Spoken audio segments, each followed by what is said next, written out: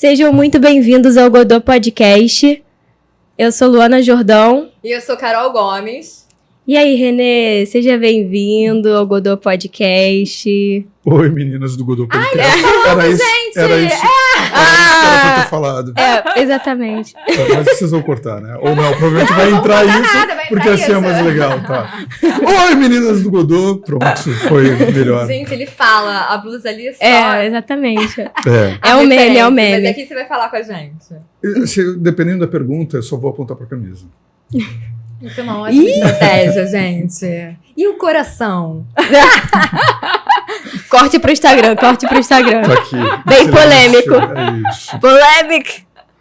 Não, mas nosso podcast não é sobre fofocas e polêmicas. Não realmente sobre sua vida artística. Não foi o que ela me falou, ela prometeu. Eu falei que ia ter não acredito. bastante polêmica, exatamente. Que essa é a graça da coisa. Ai... A nossa graça aqui é saber um pouco mais sobre você. Bora. E muito obrigada já por você ter topado estar aqui no nosso podcast artístico. E a gente quer saber um pouquinho sobre sua trajetória, como tudo começou, violinos tocando ao fundo. Vamos ver quanto vale a pena voltar. Tudo começou... Tá, a minha explicação padrão, que eu já falei algumas vezes, que é sempre divertido. Tudo começou muito por acaso, quando eu era criança e eu descobri que eu gostava de ler. Tem uma professora de português fez uma lista de livros para ler nas férias. Eu cheguei em casa e dei para o meu pai a lista. Ele falou, é para comprar todos os livros? Eu falei, é para comprar todos os livros. Ele comprou todos os livros, eu li todos os livros nas férias. E aí, quando acabaram as férias, chegou o primeiro dia de aula, a professora perguntou, qual livro vocês leram? Era para ter escolhido um livro da lista. E eu não prestei atenção. O que já diz um pouco sobre mim, porque eu sou assim até hoje. Eu não presto atenção direito nas coisas, e aí, como eu não sabia que era para ter escolhido um só, eu fiz eles comprarem todos e descobri que eu gostava muito de ler. Ainda bem. Quantos anos você tinha aí? Isso eu tinha 8. 8 anos, cara. Aí, com 11... Acho que eu tinha 11... E você lembra de algum livro dessa lista? A Vaca Voadora... A Vaca Voadora. Que é um clássico da minha geração, que provavelmente não chegou, hoje não tem mais. Acho que eu só lembro da Vaca Voadora da lista. Foi o favorito. Foi. Porque era uma coleção. Porque você está me fazendo uma pergunta que eu não perguntei, porque eu não paro para pensar tem 40 cara. anos. Não, é porque eu sou da época do Pedro Bandeira, os caras, né? Nossa, adorava. A Droga da Obediência é um... Gente, eu adoraria fazer a Droga da Obediência. É? Adaptar, nossa, o sonho de uma vida. Ai, você me chama pra ser uma professora. Gente, é maravilhoso. Então eu sou da época dos clássicos. A Vaca Voadora, gente, tinha o Gumercindo, que era o tio, tinha o Lalau, que era criança. Gente, você lembra dos nomes? Eu lembrei agora. E tinha talvez mais alguém, e tinha a Vaca Voadora, que era, acho que o Gumercindo ele fazia poções, e ele deu uma poção para a vaca, e a vaca voava, então eles voavam com a vaca e viviam aventuras. Era uma série de livros. É isso que eu lembro. Que lindo. Coisas de voar, né? Sempre no imaginário, né, infantil, né? Coisa de voar que eu lembro assim, de livro, da cama, né? Da Mary Poppins, né? Que ela encaixava e a cama voava. Também era um dos meus livros favoritos, assim. Aí você leu... Desculpa, Fábio. Então, aí assim que eu comecei a ler. Quando eu tinha 11 anos, é uma longa história, eu vou abreviar. Eu tenho 2 irmãos. Não abreviar não, pode botar os detalhes. Pode contar. Eu tinha um tio que era caixeiro viajante, que era vendedor, ele estava sempre em empregos diferentes, e uma vez ele chegou na casa dos meus pais vendendo uma assinatura do Círculo do Livro. Vocês conhecem o Círculo do Livro? Não. É da mesma época da Barça? Eles vendiam livros por assinatura. Você fazia uma assinatura e você recebia um ou 2 livros por mês. Como hoje tem clube de vinho, essas coisas. Era um livro que você tinha uma cartilha atrás do livro, que tinha os livros que você marcava. Eu lembro disso. Eu já não lembro disso. Que eram as capas dos livros, assim. Tinha atrás do livro, tinha as capas dos livros e tinha uma numeração que você encomendava os livros. Eu lembro disso. Eu lembro dessa cartilha que você escolhia qual era o livro.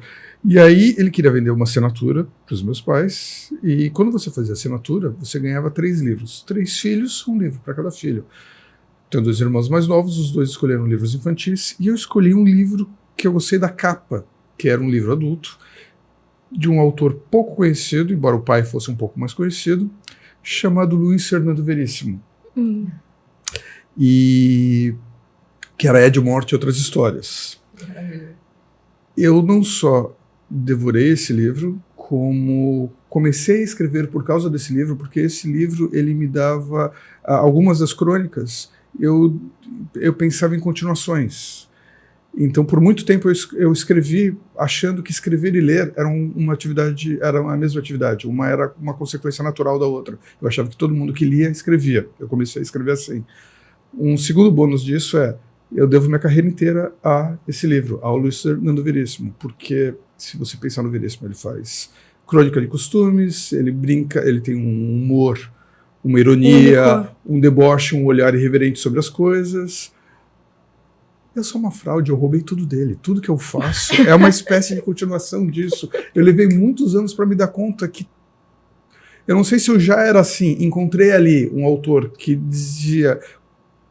tinha do lado de fora todo um universo interno que eu não tinha, que eu já estava cozinhando e não tinha colocado para fora, ou se realmente foi uma referência e se eu tivesse começado com Lovecraft eu estaria escrevendo histórias de terror até hoje.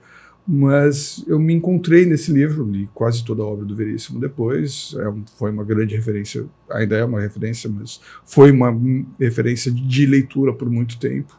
Então começou assim, eu comecei a escrever porque eu gostava de ler. Eu não era um atlético, eu não era popular, eu vivia num universo muito mental, muito fechado dentro de mim, então eu me expressava, me colocava no mundo escrevendo. E você não tinha alguém assim na família que era... Isso que eu ia perguntar agora, qual era a profissão do pai e mãe? Seu pai, sua mãe, professores? Meus pais eram advogados, depois meu pai se tornou juiz, então eles eram... Mas eu tinha pais ligados a direito, um avô feirante, um universo bem não artístico, digamos assim. Então nunca tive nenhum tipo de incentivo para continuar com essas coisas. Mas a leitura... Que bom que eles apoiaram, né, a leitura, apoiaram... Não? Pô, ele comprou 8 livros. 3. Não, lá atrás. Mas depois a minha leitura era uma preocupação, porque eu ficava em casa lendo. Mas e eu ganhava um livro, lia um livro no mesmo dia, então eles não me deixavam ler, porque eu lia rápido demais. O livro não durava. Gente! Como eles também trabalhavam no ramo, né, de direito, então eles pensaram assim, ele vai gostar de ler, então vamos dar um livro. Ao contrário, para de ler e vai estudar para fazer direito. Era o sonho deles que eu tivesse seguido. Poxa. Já tá muito criativo essa imaginação, mas você brincava também? Você é filho único? Eu tenho 2 irmãos, não. Como que era essa relação aí? Eu nunca tive uma relação... Eu era mais velho. Quando eu entrei na 6ª série, eu passei a estudar de manhã e eles estudavam à tarde. Então, de manhã eu estava na escola, à tarde eles estavam na escola. À noite eu já estava pré-adolescente, eu já tinha me mudado para o escritório do meu pai, que tinha uma bicama onde eu dormia. Então, eu não convivia com eles de manhã, nem à tarde, nem à noite. Só final de semana. Então... Final de semana cada um tinha seu evento. Fazia de semana, mas eu com certeza não trocava muito com eles. Então eu ficava lendo e ficava brincando sozinho, inventando histórias na minha cabeça.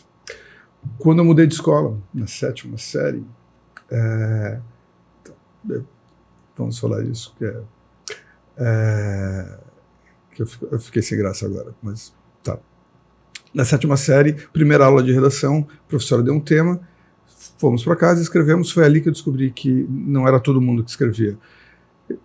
Aula seguinte, a professora vem com o resultado e fala, olha gente, eu gostei muito de todas as redações, mas teve uma que eu queria que o aluno lesse, porque ela tá diferente.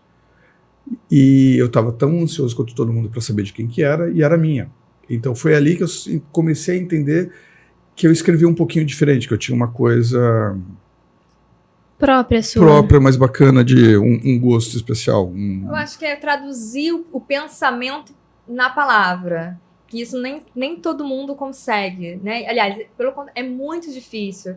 Às vezes eu vejo, assim, eu trabalho muito com crianças, as crianças conseguem uma imaginação maravilhosa, e aí você agora faz a redação, e não vai. E eu provavelmente lia como eu lia, eu já tinha mais bagagem, já tinha mais referências, já tinha mais instrumentos para Mas brincar. é como você falou, nem todo mundo que lê consegue passar para o papel como você conseguiu, então... Sim. Exatamente. Com 17 anos eu participei de um concurso de dissertação, 30 colégios de São Paulo participando, era para escrever uma dissertação. A importância da língua inglesa como segundo idioma. O terceiro prêmio, que era o que eu queria, era Canadá. O segundo prêmio era uma viagem para os Estados Unidos. E o primeiro, uma viagem para Cambridge. E eu ganhei o primeiro prêmio. Aí que começou de verdade. Aí eu comecei a acreditar que eu podia escrever. Aí você trocou o prêmio pelo terceiro? Não. Eu ia levantar e ir embora. Chegava lá no terceiro colocado, você quer o... Mas não, no final eu teria ido parar em Cambridge do mesmo jeito, porque o menino que ganhou o terceiro, Canadá estava muito frio, ele acabou indo para a Inglaterra também, na mesma viagem que eu. Fui para lá, ali começou uma história com a Inglaterra, que eu tenho até hoje, que eu morei, eu tenho uma influência de narrativa, de histórias, de universo muito grande, aí começou ali. Depois, mas voltando, falando de carreira. Então eu já sabia que eu queria escrever, eu não queria fazer direito. Naquela época, década de 90, não tinha, o Collor tinha acabado com o cinema no Brasil, então não fazia muito sentido pensar em cinema, pensar em teatro. Você passou quanto tempo lá em Londres, um ano. Um ano? Mas antes disso eu estudei publicidade, eu comecei a estudar publicidade, que era o que mais se aproximava de uma carreira criativa para mim. Acho que no primeiro mês eu entendi que eu não queria ser publicitário, acabei largando a faculdade na metade. E um pouquinho mais para frente teve a primeira coisa profissional assim, que apareceu para mim, que era fazer a oficina de dramaturgia da Globo, que eles tinha um concurso, você participava, você mandava um texto, por volta de 700 candidatos, eles selecionavam 30, os 30 eram reduzidos a 12, 12 faziam um mês, depois desse um mês reduzia a 6, alguns eram contratados pela casa. Eu tinha acabado de voltar de lá, eu tô pulando etapas, mas... Não A pule. gente volta, a gente vai pra frente, volta, não tem problema. Eu tinha acabado de voltar de Londres, tinha estudado... Porque 18 anos já aí. Isso com 26. Com 26. Aí escrevi um roteiro super bacana, não fui chamado nem para entrevista. Aí eu não entendi nada. Aí depois eu descobri um colega de faculdade que tinha feito e chamado e sido contratado. Aí ele me mostrou o texto dele, aí eu entendi que ele fez um texto de televisão e eu tinha feito um roteiro de cinema. O meu roteiro se contava todo visualmente, a história, enquanto que o dele estava todo na palavra, que era essa métrica que existia na época, a referência. No ano seguinte eu tentei de novo, e aí eu fui chamado para entrevista e eu fiz oficina. Era a métrica da época ou era a métrica que eles estavam exigindo nesse... É que hoje cinema e TV estão bem mais misturados. Todo mundo tem uma tela de 45, 50 polegadas na sala. A imagem ficou muito importante. A gente está falando de uma época onde tinha muita TV preto e branco, onde a imagem era de 20 polegadas, o som vinha de caixinhas mono de 8 watts. Isso quer dizer que você precisava contar as coisas só com áudio, só a imagem não permitia. Mas, Renê, você não acha que ainda é assim? Porque tem essa questão, né, que o pessoal fala que de TV, da de novela, cinema. principalmente, né, de não desliga a TV que eu tô vendo. Minha mãe na cozinha. Não desliga a TV que eu tô vendo. Porque, assim, mesmo a pessoa tá ali, tipo, ainda é tipo meio uma rádio novela. Acho que tá menos, porque essa acho que é uma grande diferença do cinema, né, pra TV, né? A escrita pro visual. cinema Então, antigamente era... Aqui hoje a gente tem Game of Thrones, por exemplo. A novela ainda é um resquício dessa mentalidade onde tudo se conta só com a palavra. Mas a gente tem coisas muito mais bacanas feitas pra TV já. Você coloca série e novela no mesmo patamar? Não, mas são ambas feitas para tela pequena, são ambas feitas para... Tanto a série da TV, a novela na TV aberta, quanto a série de streaming, são feitas para você consumir na tua sala, na mesma TV, no mesmo aparelho. Então é isso que elas têm em comum. E aí você não está mais preso à linguagem da novela. Você tem muito mais ferramentas para contar uma história do que só colocar as pessoas falando e plano contra plano, plano contra plano. A série você acha que é mais... Então, eu vejo assim, né? Tem séries que parecem realmente mais pro cinema, né? Eu acho que é até melhor não do que consegue cinema. entender a Se série você na perdeu cozinha, né? se você consegue- perdeu um episódio. A novela Elas são você feitas para serem entende. assistidas. É. Não, a novela são cabeças falantes. Sim, isso. É isso. Você pode desligar e você vai acompanhar tudo. A novela tem sempre aquele personagem, né? Sim. A amiga que é só pra falar o que vai acontecer, aquele Não, personagem que é só pra... E você não pode segurar as informações. Você tem que falar. A Mariana, sua prima, as pessoas vão. Sim. Você tem que estar explicando tudo o tempo todo. É tudo o tempo todo explicado. Você não pode criar um suspense. Você não pode. Olha, um buraco no chão, tipo, né? Tipo, você tem que explicar. O que está acontecendo. Então, é outra. Enfim. Aí você fez esse curso na Globo, né? A gente estava aí na história. Só que queriam que eu fizesse melodrama. E eu já queria fazer humor. Então eu acabei não sendo contratado. E todo mundo que não é contratado, é um processo de 3 meses, é um processo que demanda muito, ele é bastante cansativo, bastante desgastante emocionalmente. Todo mundo que não é contratado cai numa pequena depressão. Eu não tive a chance de cair nessa pequena depressão, porque na sequência eu conheci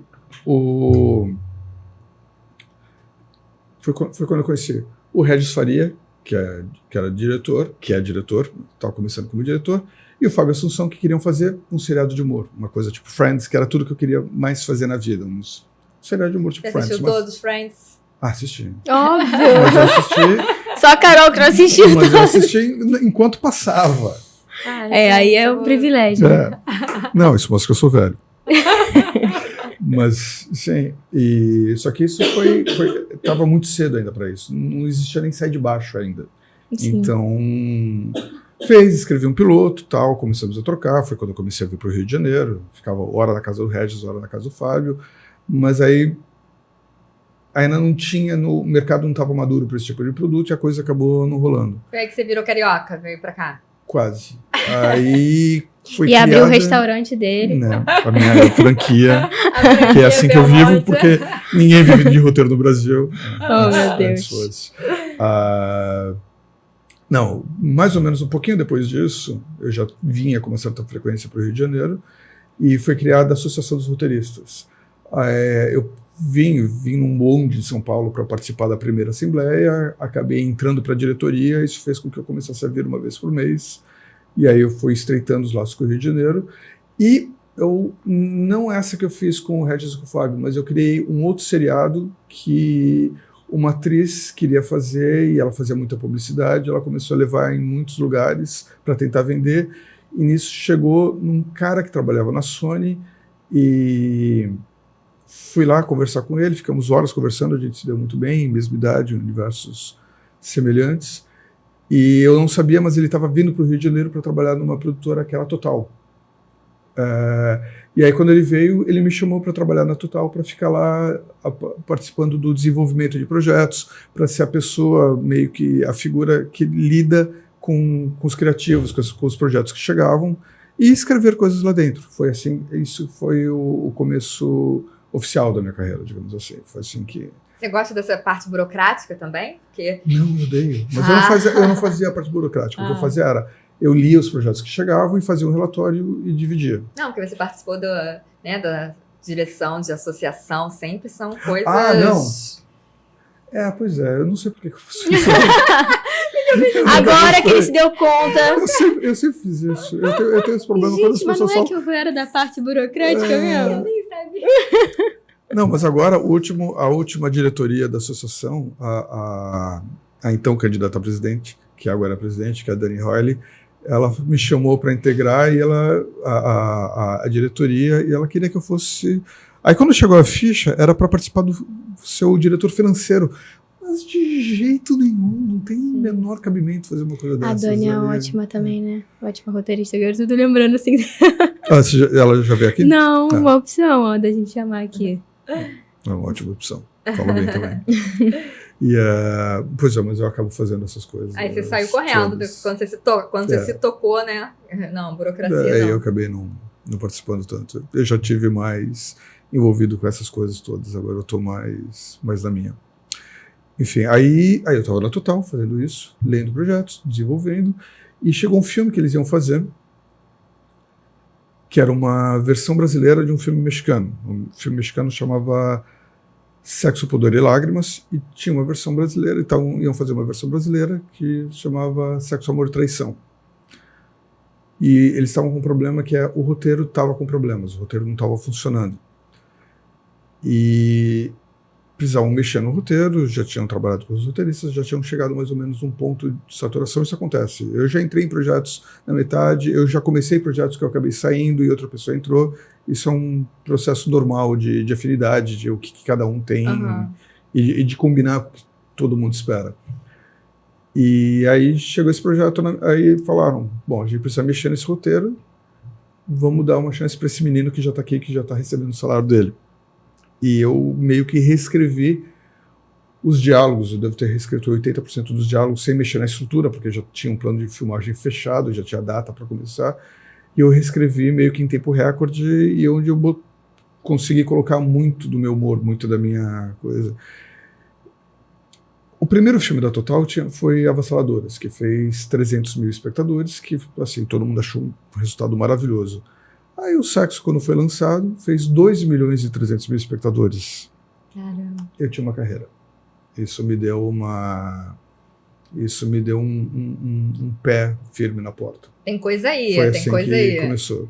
Foi quando as pessoas começaram a olhar pra você, tipo, como um autor, né? Como... Tem uma história que é divertida também, que na mesma época, um pouquinho antes de fazer o Sexo, ficou... A Total produziu um reality show chamado Ilha da Sedução. Ilha da Sedução era uma sitcom um reality da Fox, que foi exibido no SBT também, que eram 4 casais. Os homens colocados numa ilha, as mulheres colocadas em outra ilha. 13 solteiras na ilha dos homens. 13 solteiros na ilha das mulheres. Quem vai seduzir quem? Quem irá trair? Muito coisa de séries que a Carol comeu. Tá vendo? Ela tá te entregando. Olha só, isso foi ridículo isso. A Carol fala... Não, ela fala que... Ela falou que ela tem... Eu assumo minhas coisas. Assumo. A Carol é viciada nessas séries. Não, eu gosto de almoçar vendo coisas que não me fazem pensar. Uhum. Eu falei assim, gente, é meu momento ali de comer sem pensar, sem ter que... Nada. Aí eu gosto de ver esses anota realities. aí, amiga, anota essa série pra você assistir. Eu gosto de ver coisas que não pensam, assim, sabe? Reality de comida, reality como que é o nome? Do reality de casais, que eu fico assim, gente, que loucura ainda em 2023, que tem agora um reality de casais que só se falam, aí depois que se encontram, tem que pedir em casamento. Casamento às cegas. É. Eu falei, gente, eu gosto de ver essas besteiras na hora do almoço. Entendeu? Justo, né? Perdoável. Tá. Aí, eu fui pra lá, fui pra uma dessas ilhas como produtor de conteúdo, então eu acompanhava... Como solteiro,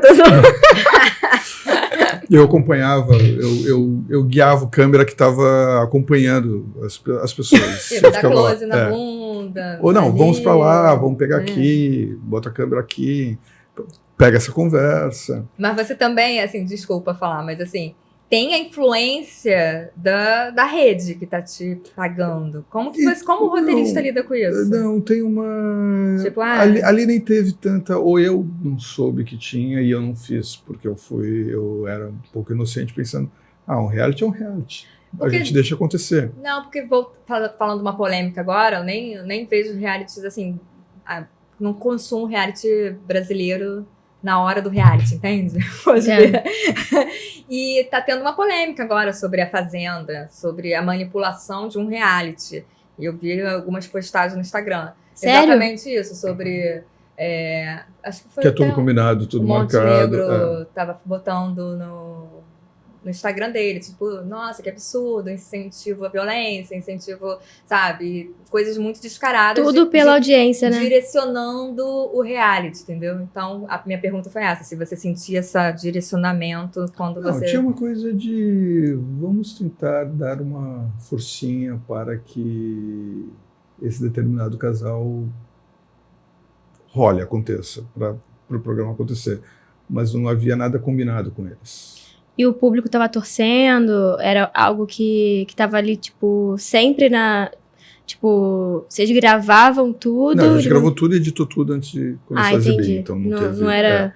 E no final desse programa, eu coordenei a edição. Eu finalizei os episódios. Aí eu falo sempre, os dois aconteceram na mesma época. O reality não teve uma audiência muito grande, não foi nada muito expressivo, não teve uma segunda temporada, e o Sexo, Amor e Traição estourou, e por isso fui chamado para outro, depois outra comédia romântica, que era uma coisa que eu sempre quis fazer. Tivesse sido ao contrário, e o Sexo, Amor e Traição não tivesse dado certo, e a Ilha tivesse ganho uma segunda, terceira temporada, tivesse acontecido, eu poderia hoje estar com uma carreira fazendo reality show. E você gosta? Não. Não? Não, mas tem um momento não, na maior parte da vida, na maior parte da carreira, você não pode muito escolher a experiência. o que você faz. Não, mas aí o meu nome estaria associado a isso, como o nome do Boninho está associado ao Big Brother. Entendo. Então ninguém me chamaria para escrever. Por que alguém vai chamar o cara do reality para fazer longa? Tem uma coisa aí a percepção que as pessoas têm de você determinam muito isso. Como o comediante que não é visto como um ator sério, que a gente está falando. Colocar as pessoas dentro de... A gente sempre fala isso aqui, né? A sociedade coloca as pessoas dentro de caixas, né? E é muito ruim isso, né? Porque talvez você realmente não teria experimentado outras coisas. Tirar a oportunidade de mostrar outros trabalhos. Sim. Enfim, Sexo, Amor e Traição foi um mega sucesso. Depois disso me chamaram para fazer um outro filme. E depois veio Se Eu Fosse Você. Aí Se Eu Fosse Você foi um mega sucesso. 3.700.000 Conta aí um pouquinho sobre a criação Como foi Chegaram em você e trouxeram essa ideia, ou foi você que... uma longuíssima história, durou mais de 10 anos. 5 minutos! Se Eu Fosse Você foi uma ideia do Carlos Gregório, Roberto Frota.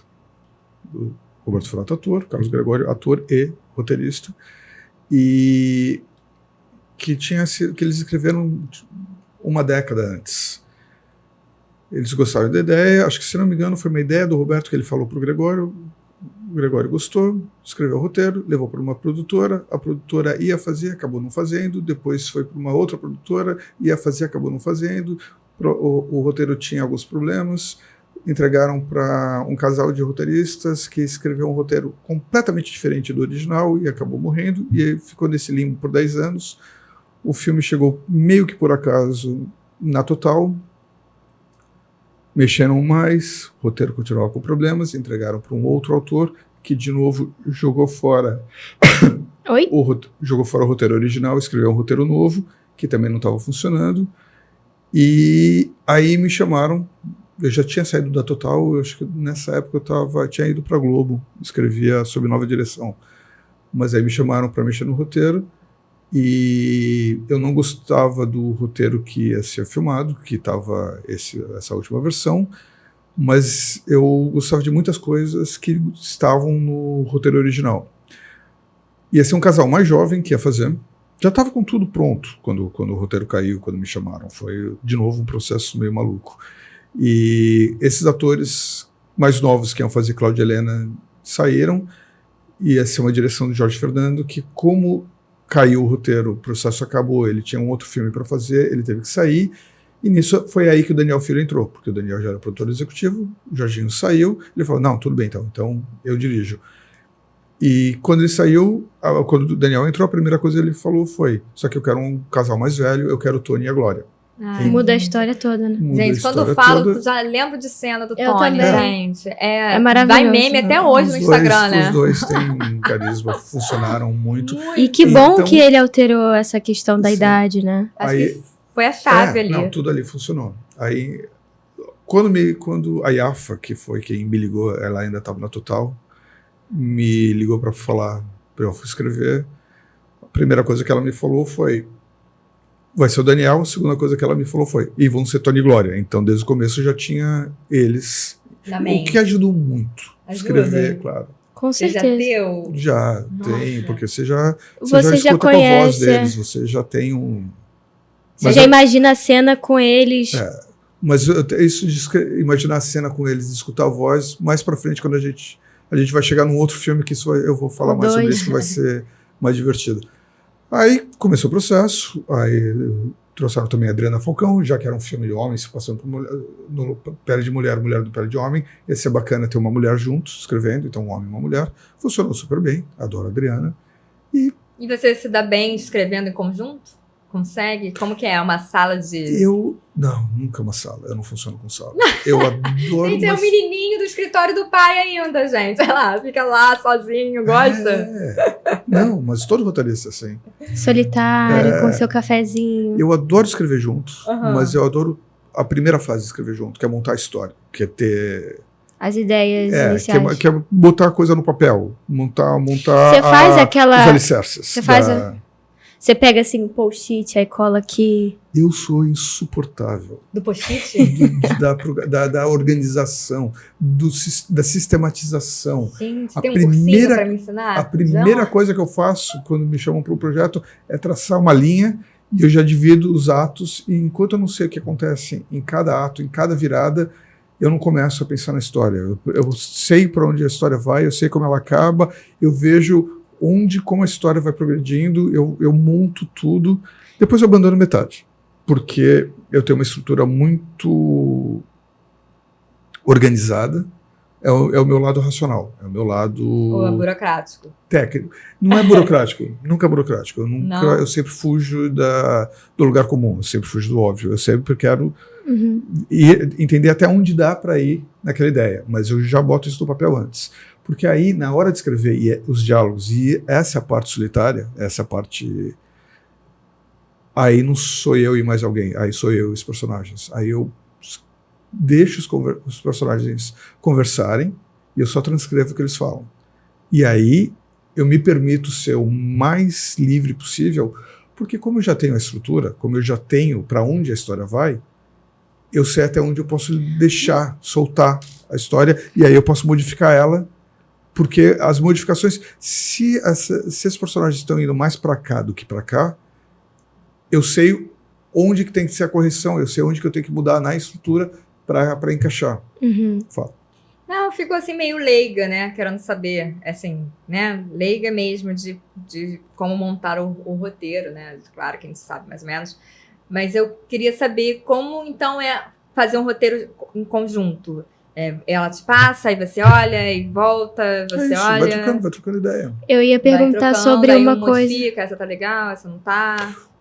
Eu ia perguntar, você quando vai escrever, você pensa primeiro no personagem, você já pensa na problemática do personagem, como que ele... sei lá, como que ele soluciona um problema, como que é isso, assim, inicialmente? Eu tenho uma vaga ideia do personagem, eu tenho uma vaga ideia do tipo de pessoa que ele é, e eu penso na trama. Eu tento moldar um personagem que sirva, faça sentido naquela trama. Eu tento não pensar muito no personagem porque eu gosto que o personagem apareça pra mim. Você faz aquele painel CSI? Eu tava com vontade de perguntar. O escritório dele deve ser assim, cheio de...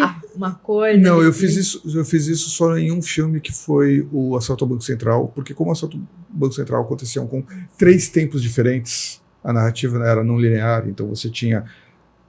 Desde o começo eu entendi que eu queria fazer o depois do assalto, com a polícia investigando, o antes do assalto, dos bandidos planejando, se conhecendo e planejando, e o durante o assalto, que seria a execução, onde depois as duas tramas da polícia e dos bandidos se encontrariam. Então, como ele tinha uma estrutura mais complexa, eu fiz isso. Eu fiz uma parede com os post-its, eu tinha um cara escrevendo comigo, eu tinha uma assistente, então tinha que ser uma coisa visualizável.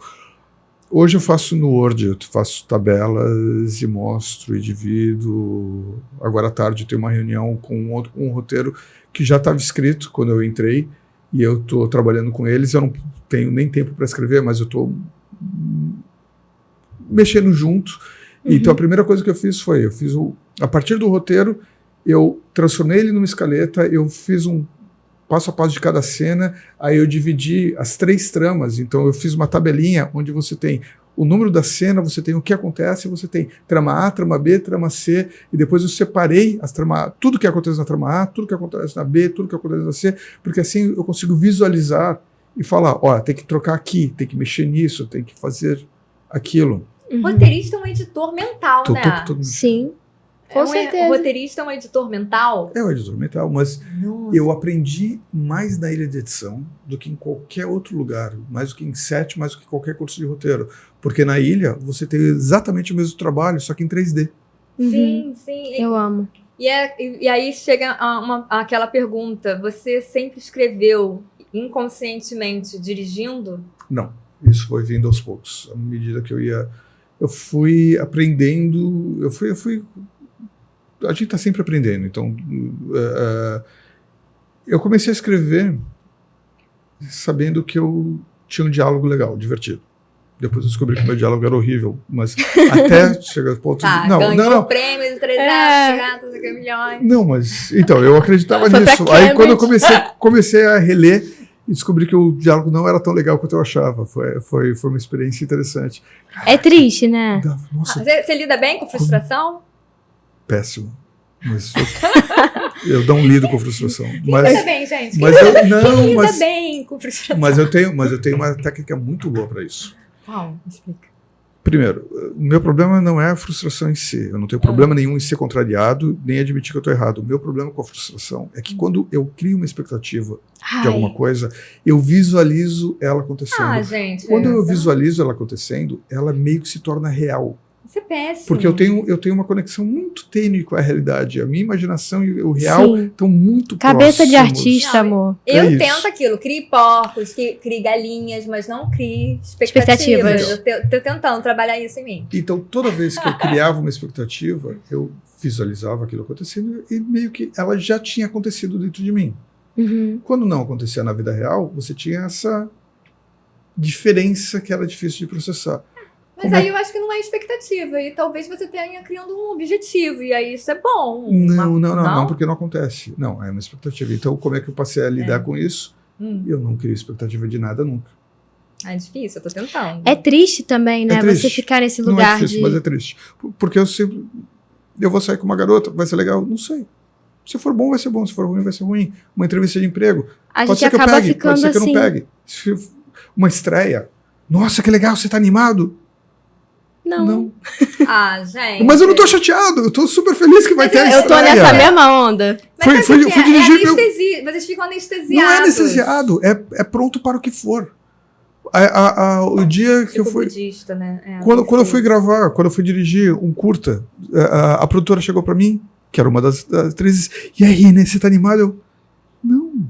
Mas tá tudo certo, eu tô super feliz de estar aqui com todo mundo, a equipe tá super bacana, tá tudo certinho. Que bom que deu tudo certo. E deu tudo certo, mas talvez tenha dado certo também porque eu tava muito pé no chão, do tipo, vamos ver o que vem.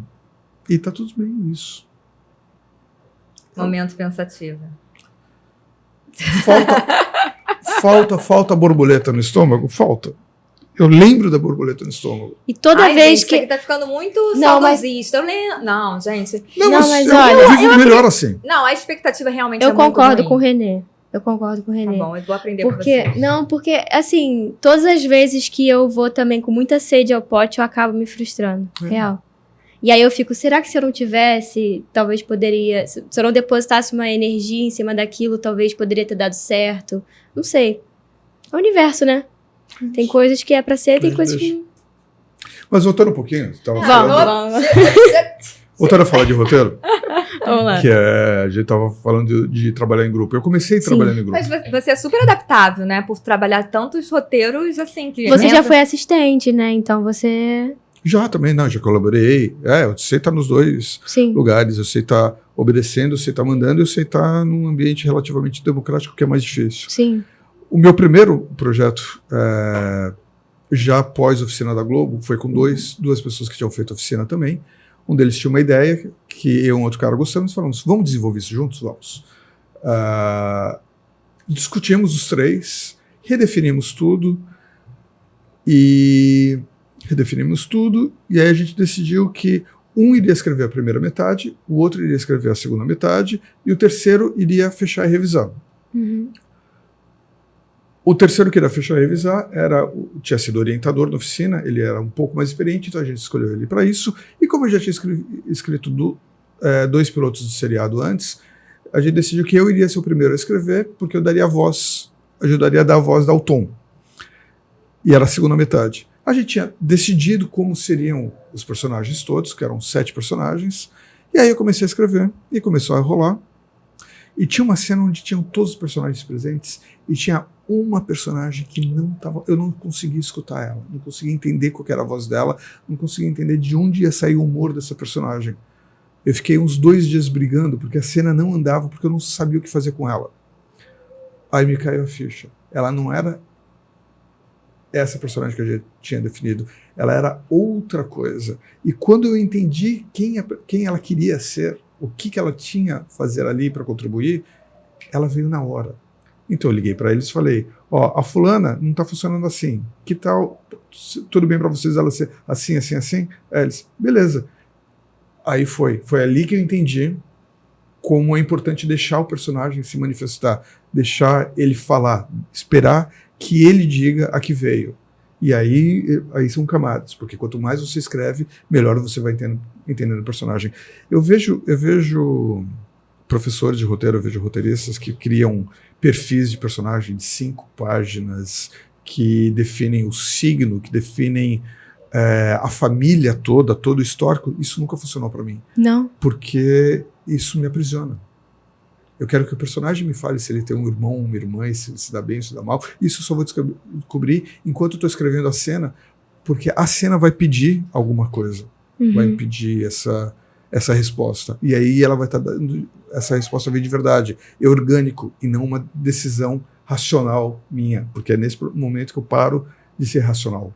Eu paro de fazer as escolhas. Eu deixo que as escolhas apareçam para mim. Você falou sobre... Deixa eu só parar aqui. É porque a filhinha dela tá ali, eu tava escutando um barulhinho, eu tive que... Sim. Só pra gente... Anota, só pra saber onde a gente vai dar uma cortadinha. Cortado. Você falou sobre ver os personagens conversando. Como que é isso na sua mente? Você meio que consegue... Você tem alguma prática meditativa antes de escrever? Você tem algum ritual? Eu tenho que escrever com a caneca desse jeito, com 3 lápis, um do lado do outro.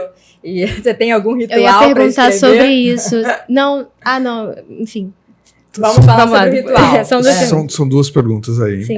E eu sofro toda vez que eu tenho que falar a segunda. Tá, primeiro, a questão do ritual. Não, eu só preciso... Eu preciso de 2 coisas. Eu preciso saber que eu tenho horas. Tipo, eu tenho 1 hora. Não vai sair nada. Entre um almoço e uma reunião, das 2 às 3, vou sentar para escrever? Não vou sentar para escrever. Eu preciso saber que eu vou poder mergulhar. Eu preciso... eu desenvolvi um método que levei anos até conseguir entender o meu melhor jeito de trabalhar. O meu melhor jeito de trabalhar é, primeiro, eu tenho hiperfoco. Isso quer dizer que quando eu mergulho em uma coisa, só existe aquela coisa, e é uma maravilha, porque eu sempre saio. Não tem estresse, eu não tenho mais bloqueio de escritor.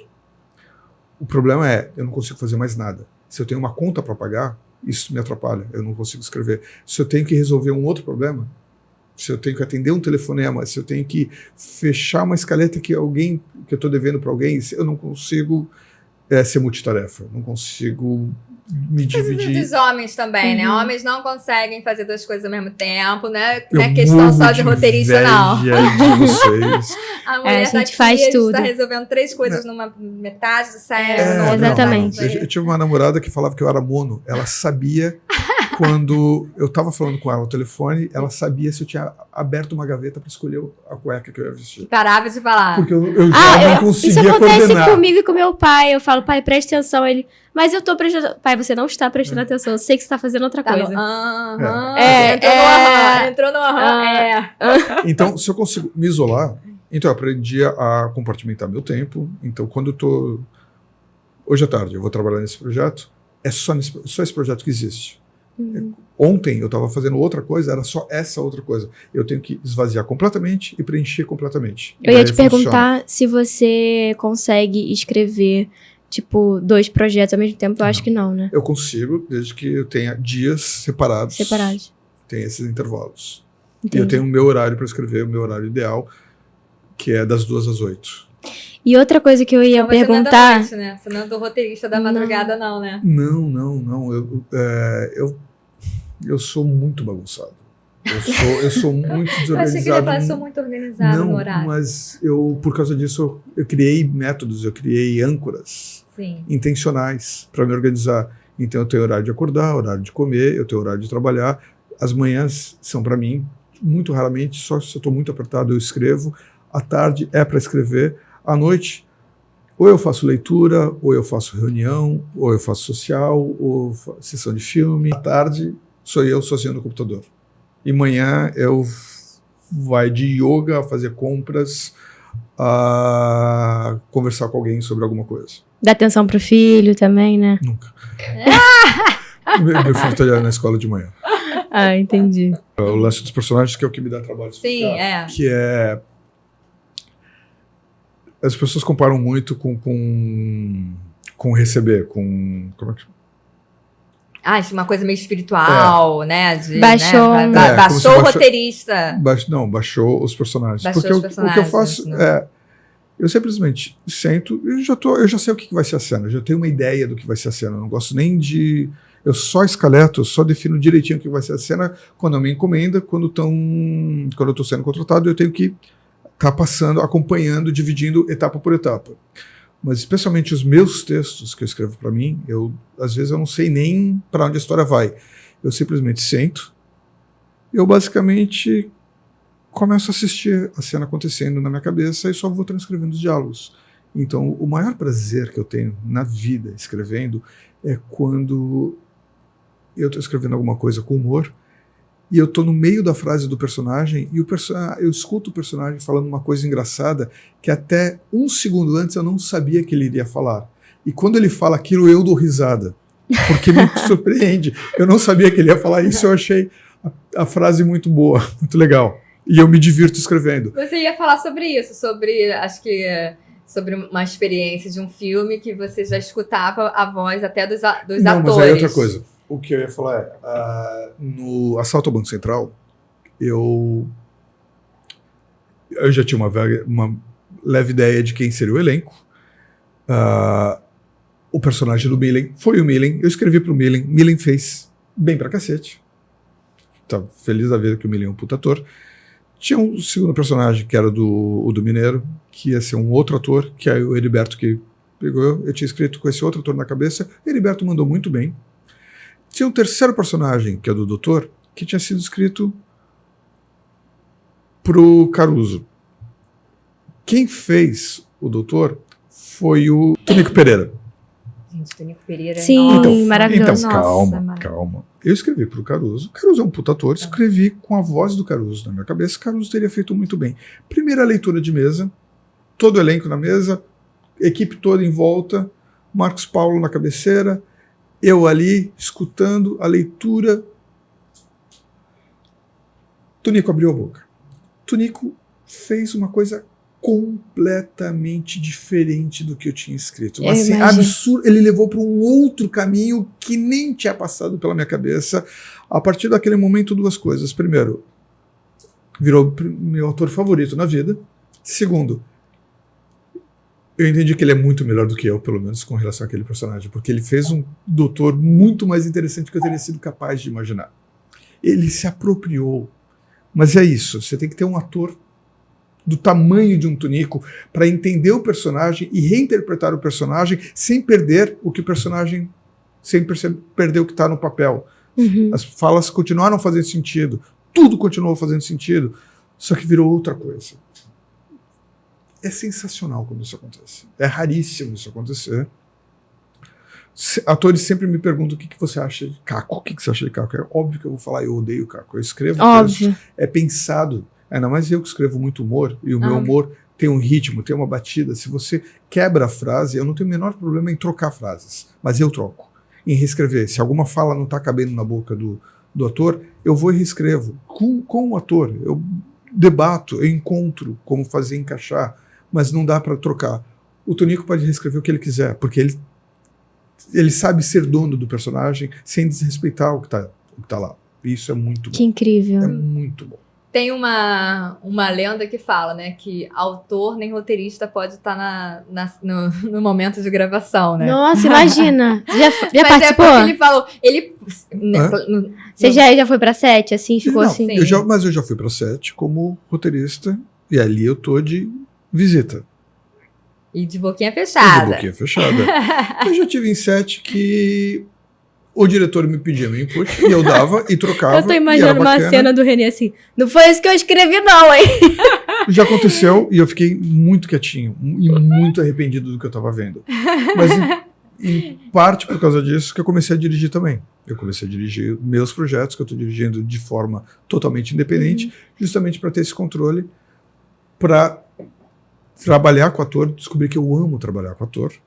E uma vez, depois que eu peguei meu primeiro set, eu descobri que eu gosto também muito de todo o processo. Eu comecei a dirigir só para trabalhar com ator, pensando, só liga a câmera. E não, agora eu sei, eu estou entendendo toda a decupagem, de como montar. E eu estou brincando e trabalhando com excelentes diretores de fotografia, com quem eu troco, que me ensinam, que escutam, o que é muito bom, porque eu tenho um olhar que é o da história e eu tenho uma coisa que eu gosto, que é o ator, eu gosto de trabalhar com o ator, eu gosto do ator entender o porquê, porque as coisas que eu escrevo, eu trabalho com o texto, mas tudo que eu escrevo tem muito subtexto também. Então ele está falando uma coisa, mas tem outra coisa sendo dita que você vai entendendo ao longo da história, especialmente no final. Essas histórias minhas que eu escrevo E aí veio a pergunta, se eu escrevo dirigindo na cabeça. Isso. Não, eu comecei com o diálogo, depois eu comecei a desenvolver personagem, eu fui pegando cada camada de roteiro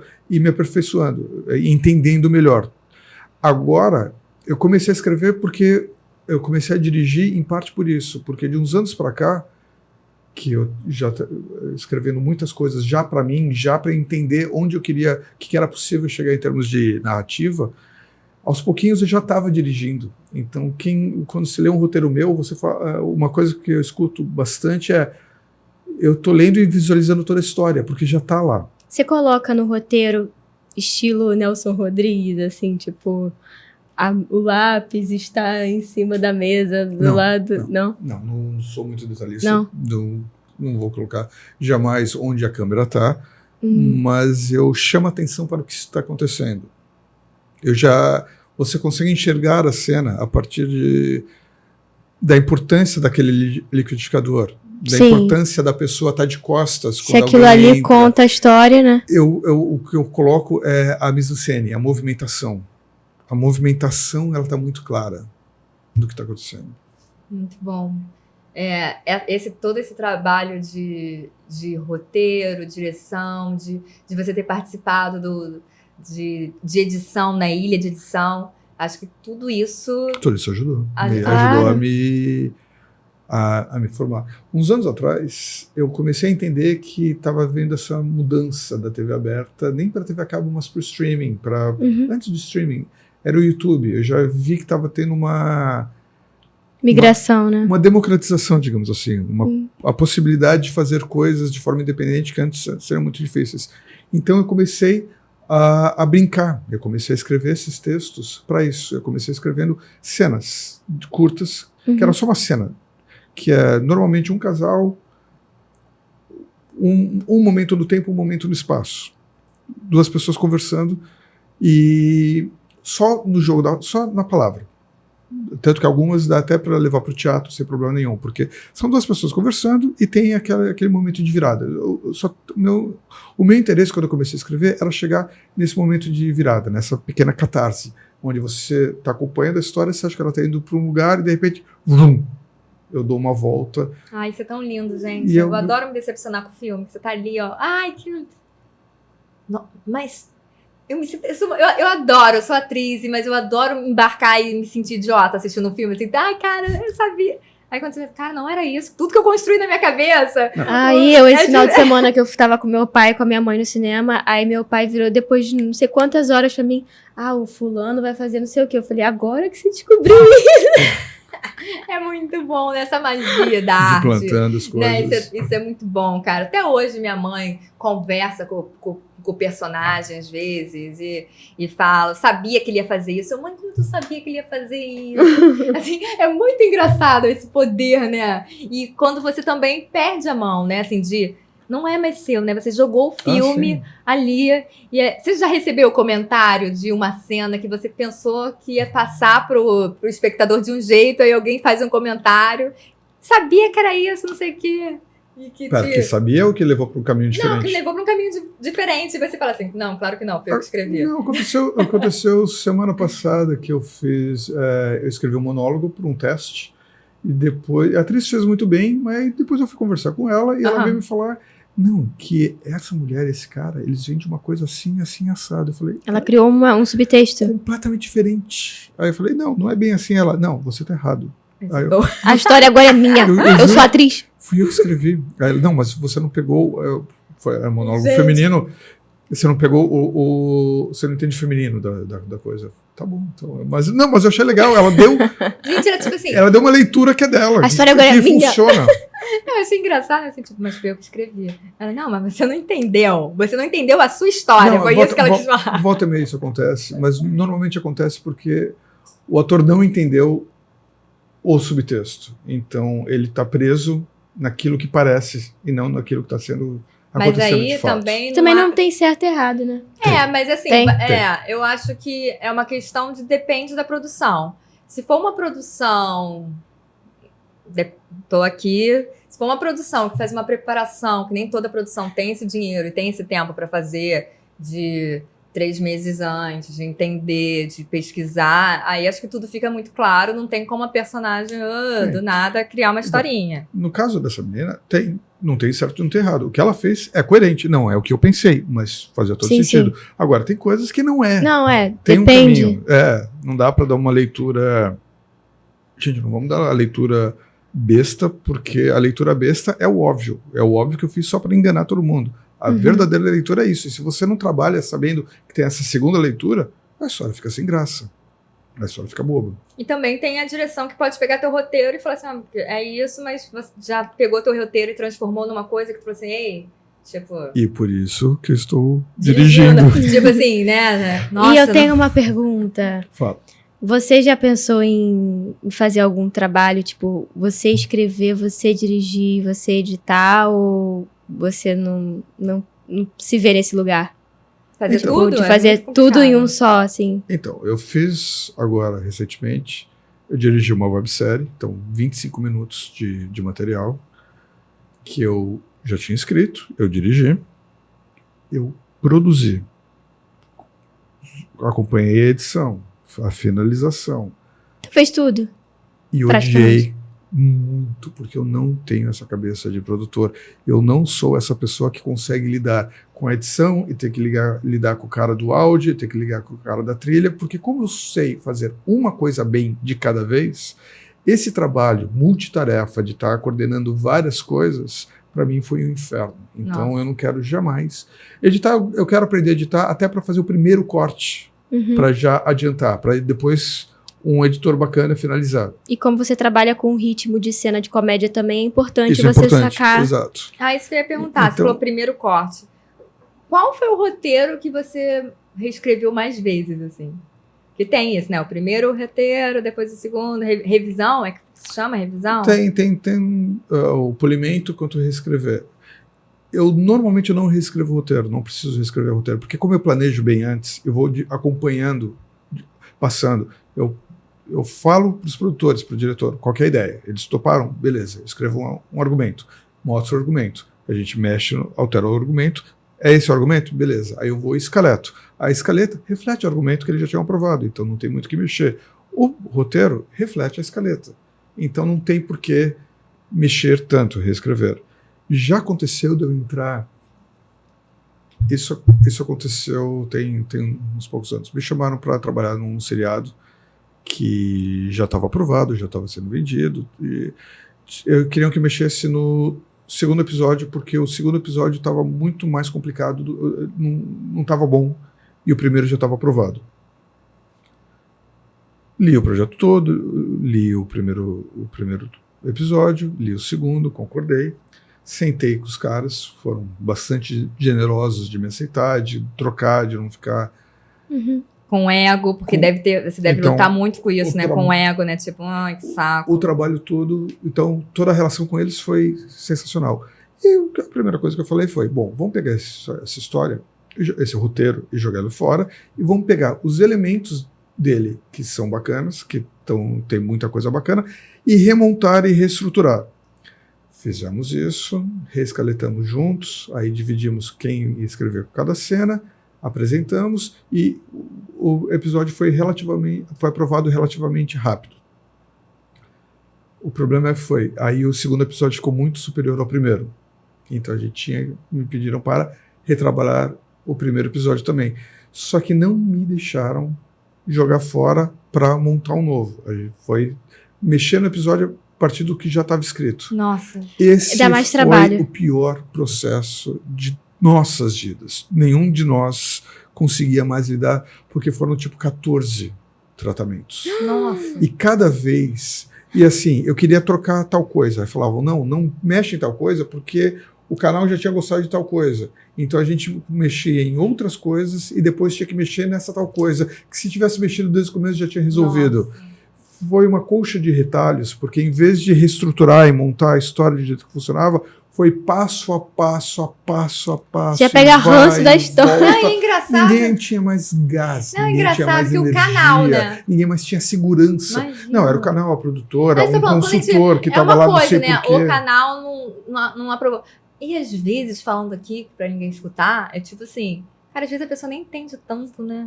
A pessoa que tá avaliando ali, ela não entende tanto, né? Nem quero entrar muito nisso, porque eu quero continuar sendo contratado para fazer coisas. Exatamente. Mas assim, isso acontece em qualquer área, né? Assim, né? Acho que realmente acontece em qualquer área. Às vezes você é julgado por uma pessoa que realmente não entende do fim ali, né? E eu não tenho problema nenhum com notas, com críticas, com pedidos de mudança, desde que faça sentido. Mas às vezes vem alguma coisa e não faz, que a pessoa não entende, que aquilo sacrifica demais. O pior de todos foi... Uma produtora me chamou para mexer numa história de um infantil que ela estava fazendo, que também já tinha uma história que não tinha sido aprovada, não estava funcionando, então a roteirista saiu, eu entrei, eu fiz uma proposta completamente nova, ela gostou, aí eu escrevi um argumento, que eu tenho bastante orgulho dele até hoje, e tivemos uma reunião, ela e o diretor. Eles não entenderam absolutamente nada, eu não sabia o que falar para eles, porque, por exemplo... Desenha. Não, mas não dava, porque eles não tinham entendimento do básico. Por exemplo, toda a história está construída para ir num crescendo e tem uma cena de clímax, onde tudo se resolve. O diretor falou, não dá pra gente jogar essa cena de clímax pro começo da história? Pra apresentação dos personagens? Eram umas coisas tão sem sentido que eu saí, assim, eu não tinha... Argumento. Não tinha o suficiente ali de troca para argumentar para eles entenderem. Graças a Deus o projeto não foi para frente, porque outras coisas faziam sentido, por exemplo. Tinha um personagem que era muito lúdico, então tinha uma imaginação muito fértil. Então trazia referências de fantasia, de ficção científica, de livros, de filmes, de músicas. Aí falaram, vamos concentrar, fazer com que a imaginação desse personagem seja em cima disso. Ela gostava de filmes antigos porque o pai gostava de filmes antigos. Beleza, eu troquei todas as referências que eu tinha feito de várias fontes diferentes e foquei só naquilo. É o tipo de coisa, de observação que faz sentido. Não é nem questão de ser melhor ou pior, fazia sentido. Então tá tudo bem. Porque eu não tenho problema nenhum de trocar por uma coisa, de procurar chegar no que as pessoas estão querendo. Roteirista tem que ter paciência. Quando queria... Nossa, às vezes é umas coisas que não fazem o menor sentido. Aí você fica rendido. Porque parece que você está querendo... Parece que você está chamando ele de burro. E você não sabe como conversar com a pessoa sem falar. Você só está insistindo nisso porque você não está entendendo. E não é meu objetivo chamar ninguém de burro. Pelo contrário, as pessoas estão me pagando. Eu quero chegar em alguma coisa que todo mundo quer. pra ser uma bonito troca. falar, né? Ó, você está sendo... você ignora esse assunto. Vai mudando. Você está ignorando esse assunto. Enfim. Ai, mas é uma paciência que eu acho que os roteiristas têm que ter, né? É. E seus projetos futuros? Como estão? O que você tem aí pra frente? Projetos futuros, vejamos. Eu estou trabalhando num projeto muito bacana, que é um filme Call 2 para Warner, um filme para TV. Estou trabalhando com um parceiro, a gente troca bastante nessa fase. Tem um monte de coisa que ele sabe mais do que eu, ele fala, eu fico quieto. Tem um monte de coisa que eu sei mais do que ele, eu falo. Ele reclama, mas acaba concordando e está dando certo. Trabalhar no coletivo é isso, galerinha. É isso. Não, ele é ótimo, eu tô zoando. Fora isso, tem essas coisas que eu tô dirigindo, então os meus projetos continuam seguindo. Eu dirigi uma websérie, 2 curtas, semana que vem eu dirijo mais um curta e mais uma semana que vem, ou seja, eu tô aos pouquinhos ganhando musculatura. E o que tá agora na pra gente direção. Como diretor, né? O que tá agora, assim, no streaming, já tá... A última coisa que eu fiz foi o De Pernas pro Ar 3. É a mais recente. Eu tenho um dedo no Detetives do Prédio Azul 3. E aí, mas... gente? Detetive está em todos. Gente, olha. Então, vocês falaram do André, eu lembrei. Mas eu acho que é tão pouco do que sobrou meu que nem Olha, compensa. nós já recebemos aqui o Ronaldo que Reis, que que faz faz o Severino. Desde o início. Recebemos o André Pellens. Que Recebemos dirigiu o primeiro. Isso, o filme. Isso só o primeiro. E a temporada... A Karina Ramil, que agora Vai vai fazer. trabalhar como atriz A no Martina. DPA. A Martina também. Várias e agora você que também tem o várias pezinho pessoas lá. passam pelo Que bacana. DPA. Então, mas o próximo projeto é esse da O2. E depois eu estou desenvolvendo um projeto com Portugal, que é muito bacana, que é uma história que se passa aqui e lá, com um elenco daqui e de lá. E aí uma produtora portuguesa se interessou e me colocou em contato com uma roteirista portuguesa, de novo uma parceria, e está sendo muito divertido porque a gente não se conhece pessoalmente, e a gente se encontra, trocamos, fazemos zooms, aí ela me manda o que ela fez, aí eu mexo, aumento, expando, mando para ela, aí ela pega, expande o que eu fiz e devolve. Na Engraçado, pandemia né? você conseguiu trabalhar bastante, então. Como é que foi? A pandemia foi péssima. Foi. A pandemia, Criatividade. eu achava que a pandemia ia ser tranquilo, porque roteirista, já trabalha em casa, já fica Sim. isolado. Eu senti uma falta de pessoas, uma falta de contato humano gigantesca. E eu fiz algumas coisas, mas não foi um bom momento criativo assim na minha vida. Eu preciso estar tendo essa troca. Eu preciso estar cercado de pessoas para depois poder fugir dessas pessoas e poder me isolar. Eu Sim. preciso desse equilíbrio. Até porque é material, né? Qual o também. seu signo? Aquário. Pior do que isso. Eu sou aquário. Não, eu sei uma combinação que faz as pessoas saírem correndo. Eu sou aquário com ascendente em gêmeos e com a lua em aquário. Então eu sou ar. É por isso Eu que pensei que ele ia falar, eu sou tijolo com árvore. Tipo assim, não acredito em nada. não. Eu sou hiper, ultra, mega aquariano. Eu sou um aquariano que deixa aquarianos incomodados com. Eu tenho muito orgulho de. É que eu lido muito bem comigo. Eu sei que as pessoas têm um pouco mais de dificuldade de. Renê, eu tô morrendo de saudades. Legal. Bom pra você. Muito bom. Tá igual a minha avó, eu falo assim, vó, eu te amo, a ela. Obrigada. É quase isso. Muito bom. Tudo que a gente falou foi em relação ao audiovisual, né? Você não tem... Qual Qual o seu contato com o teatro? Meu trabalho com a dança, com o balé não tá rolando. E com o teatro? Com o teatro, eu fiz... E livro também, já escreveu? Eu participei de 2 coletâneas. Eu comecei escrevendo, pensando que eu ia escrever literatura. E depois eu descobri que eu sou do audiovisual, porque eu gosto do ator. Eu gosto da palavra falada. Eu não tenho a mesma preocupação com a palavra escrita. Teatro, eu fiz uma peça que o elenco estava bacana e o elenco ficou completamente rendido na mão dos diretores, que não estavam preocupados nem com o texto, nem com dirigir os atores, eles estavam preocupados só com a encenação deles. Foi a pior experiência que eu já tive com direção, foi nessa experiência de teatro. Eu ainda quero fazer teatro, mas eu eu preciso ter um diretor parceiro, porque eu não sou diretor de teatro, eu não tenho ferramentas de teatro. Eu me arrisco no audiovisual, porque é uma linguagem que eu conheço e que eu venho trabalhando faz tempo. Teatro eu acho muito bacana, mas precisa ter uma parceria e uma confiança para fazer. E torcendo para ver uma... Acredite trabalho nisso. seu. Acredite nessa parceria positiva com diretores bons, que vai dar certo. Mas agora ele vai se arriscar daqui a pouco. Nós temos um presentinho pro Renê. Aqui, ó. Espero que você goste, pra você olhar e lembrar do Godot. Obrigado. Olha agora? Pode olhar. Uma cachaça. Se meu pai assistir isso, ele vai ficar morrendo de inveja. Uma cachaçinha de Paraty. Muito bom. Não é qualquer cachaça. Renê, muito obrigada por você ter vindo. Foi um prazer conversar um pouquinho mais com você, conhecer a sua história, conhecer como que é o seu processo de escrita, né? Que eu acho que vai ser importante até para quem está assistindo, quem tem vontade de escrever. Se você quiser deixar alguma dica também para quem tem esse interesse de escrita. Eu tenho uma dica. Diga aí. É muito importante escrever sempre. E assim, é muito importante saber que quando você acabar de escrever, você vai ter um produto que vai estar ruim. Vai estar muito ruim.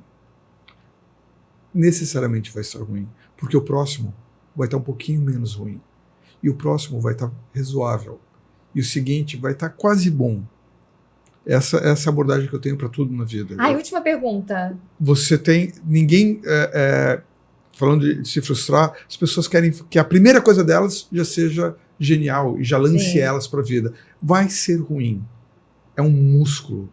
Como qualquer músculo, ele só fica bom na prática, no exercício, na repetição. A repetição, o não desistir, a insistência é a coisa mais importante. Então você não rasga ideia, era só isso que eu queria saber. Você não rasga nenhuma ideia, né? Não, nunca rasgo ideia, eu não desenvolvo muita ideia, eu troco de ideia também. Eu começo achando, é para ser isso. Eu acabei agora um projeto, é um longa que eu estou transformando em seriado, e eu descobri um arquivo com a gênese dele. É um meio parágrafo. E deve ter sobrado 10% da ideia original. Sabe? Ele vai crescendo, ele vai ganhando vida própria. Por isso que eu não gosto de fechar, definir as coisas. Porque a história, a própria ideia, tem suas próprias pernas. Eu tenho que aprender, entender, reconhecer e seguir com elas. Sim. Obrigada. Poxa, Renê, obrigada, viu? Por tanta troca, por tanto ensinamento. E adorei realmente conhecer um pouco mais da sua trajetória aí de vida. E sucesso para os próximos trabalhos. Valeu. É isso, pessoal. Não deixe de se inscrever no canal, curtir o vídeo, seguir o Renê. Vou botar o @ dele aí para vocês seguirem bastante. E é isso. Divulguem para os amigos. E vamos maratonar as histórias do Renê. Obrigada, gente. Beijão. Obrigada, foi ótimo.